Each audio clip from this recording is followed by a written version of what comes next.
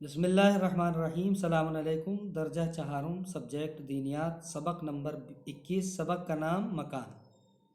کتاب میں دیکھیں بچوں، مکان سے مراد وہ جگہ ہے جہاں کھڑے ہو کر انسان نماز ادا کرتا ہے۔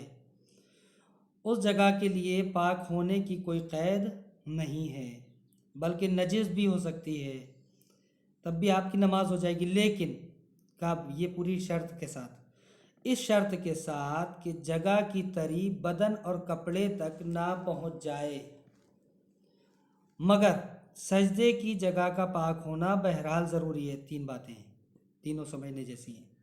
جگہ ایک نجس ہے لیکن ڈرائی ہے، سوکھی ہے، اس کی نجاست یا زمین پر نجاست تھی، مثلا پیشاب پڑا تھا، اور اگر جگہ گیلی ہے، وہ زمین گیلی ہے، ہم نماز پڑھیں گے تو اس کی تری ہمارے ہاتھوں کو اور کپڑوں کو آئے گی تو ہماری نماز باطل ہے۔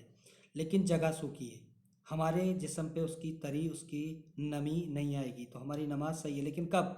جہاں پہ ہم سجدہ کر رہے ہیں وہ جگہ پاک ہونا ضروری ہے، اگر وہ بھی نجس ہے تو نماز ٹھیک نہیں ہے۔ بس پھر آگے دیکھیں، مکان نماز میں یعنی جس جگہ آپ نماز پڑھ رہے ہیں، حسب ذیل شرائط ضروری ہیں۔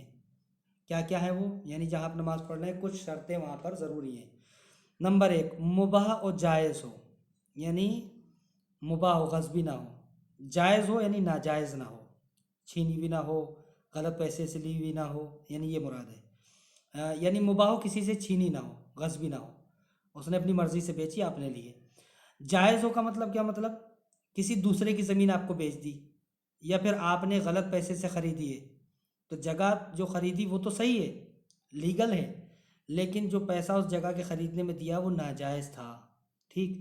دوسرے کی زمین پر یا مشترکہ اراضی میں، مشترکہ اراضی ہے ارض کی جمع، یعنی وہ زمینیں کہ جو ساتھ رہ کر لوگ خریدتے ہیں، پوری کمیونٹی کے ساتھ، پورے گروہ کے ساتھ، کئی سارے اس میں شریک ہوتے ہیں، تو بغیر مالک اور شریک کی اجازت کے نماز باطل ہے۔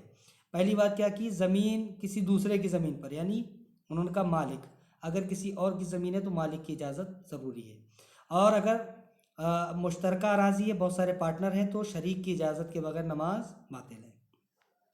عام موقوفات یعنی مسجد وغیرہ میں جو پہلے جگہ لے لے اسے اس کی جگہ سے ہٹایا نہیں جا سکتا، ایسا کرنے سے نماز باطل ہو جائے گی۔ یعنی اگر مسجد میں آپ جا کر بیٹھ گئے ہیں جہاں پر، وہ جگہ آپ کی ہے جب تک آپ نماز پڑھ رہے ہیں، وہ الگ بات ہے، آپ محبت میں کسی کے لیے چھوڑ دیں، لیکن اگر آپ بیٹھ گئے تو وہ جگہ آپ کی ہے۔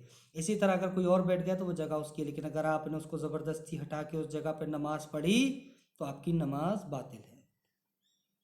اجازت کے صریح بیان کی ضرورت نہیں ہے، بلکہ مالک کے راضی رہنے کا یقین ہونا کافی ہے۔ یہ بہت تفصیلی ہو جائے گی بات، انشاءاللہ میں اس کو آپ کو کلاس میں زیادہ تفصیل سے سمجھاؤں گا۔ نمبر دو، نماز میں معصوم کی قبر کے آگے نہ ہونا چاہیے، یعنی جو ہمارے معصومین ہیں ان کی قبر کے آگے نماز اگر کوئی پڑھتا ہے تو نماز باطل ہے، بلکہ پیچھے پڑھے یا زیادہ سے زیادہ برابر کھڑا ہو۔ آگے ہونا خلاف ادب ہے، یہاں اگر کافی فاصلہ ہو جائے یا درمیان میں کوئی چیز حائل ہو جائے تو کوئی مضائقہ نہیں ہے۔ یعنی آگے اگر کھڑے ہونا تو ایک دیوار کے پار کھڑے ہوتے ہیں لوگ، الحمدللہ وہاں دیکھا ہوگا، اور جنہوں نے نہیں دیکھا دعا کرتے آپ سب لوگ زیارت پہ جائیں، بچے اور ان کے پیرنٹس انشاءاللہ معصومین کی زیارت کریں، تو ایک دیوار کا فاصلہ اگر ہے تو آگے پڑھ سکتے ہیں۔ نمبر تین، نماز کی جگہ کو ساکن اور ٹھہرا ہوا ہونا چاہیے، یعنی چلتی ہوئی گاڑی پر اس وقت تک نماز جائز نہیں ہے جب کہ آخر وقت تک اتر کر یا رکی ہوئی گاڑی میں نماز پڑھنا ممکن رہے۔ یعنی یہ کب ہو سکتا ہے، کب مشکل ہے کہ اگر ٹرین رکے گی نہیں، چلنا ہی ہے، تو پھر وہاں پر ٹرین میں آپ پڑھ سکتے ہیں۔ یوں تو نماز کے لیے کوئی جگہ معین نہیں، لیکن مسجد کو دیگر مقامات پر فوقیت اور فضیلت حاصل ہے، چاہے وہاں نماز جماعت ہو یا نہ ہو۔ جماعت کا ہونا مزید ثواب و برکت کا باعث ہے۔ مسجد کی عظمت یہ ہے کہ عام مسجدوں میں ایک نماز 25 نمازوں کے برابر ہے، اور جامع مسجد میں 100 نمازوں کے برابر ہے۔ مسجد کے بارے میں ایک روایت یہ ہے کہ مسجد کے پڑوسی کی نماز بغیر مسجد میں پڑھے قبول نہیں ہو سکتی، سوا اس کے کہ کوئی مجبوری ہو، اور دوسری روایت یہ ہے کہ مسجد روز قیامت ان نمازیوں سے فریاد کرے گی جو نماز پڑھتے تھے لیکن مسجد میں نہیں آتے تھے۔